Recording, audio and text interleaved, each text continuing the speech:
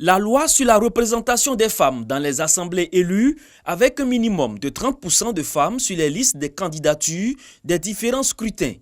Une réalité depuis 2019 en Côte d'Ivoire. Cela est rendu possible grâce aux actions engagées par le ministère de la Femme, de la Famille et de l'Enfant. À cela s'ajoutent des actions pour l'autonomisation de la femme, un pan important du programme social du gouvernement.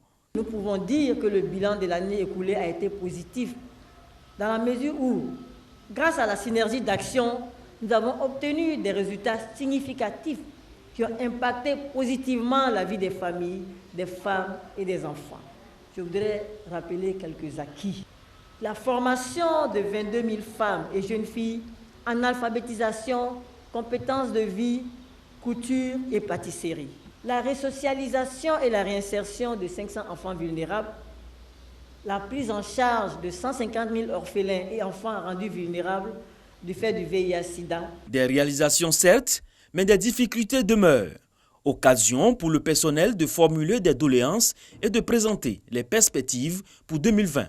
Dans l'exercice de nos tâches, nous rencontrons quelques difficultés. C'est pourquoi je voudrais bien vouloir, au nom de tous, vous soumettre quelques-unes. Au niveau des équipements, nous souhaiterons le renouvellement des mobiliers de bureau. Au niveau des bâtiments, la réhabilitation de certains bâtiments dont l'état de dégradation impacte négativement sur la santé des agents.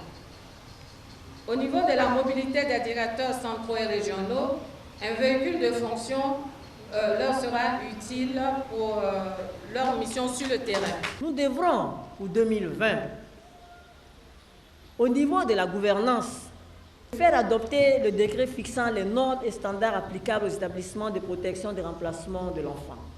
Au niveau de la promotion du genre et de la valorisation des compétences, faire adopter la loi sur la promotion de la parité entre les hommes et les femmes sur le marché de l'emploi, aussi bien au niveau des administrations publiques que privées. Au niveau de l'épanouissement des citoyens dans le cadre de la famille, il va falloir former 200 familles en compétences familiales.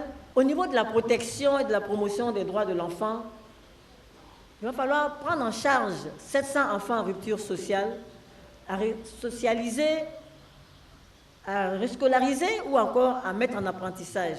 Et également prendre en charge les enfants victimes de maltraitance.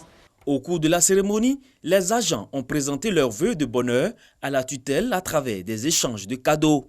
Comme pour dire que l'année 2020 s'annonce sous de meilleurs auspices pour le ministère de la Femme, de la Famille et de l'Enfant.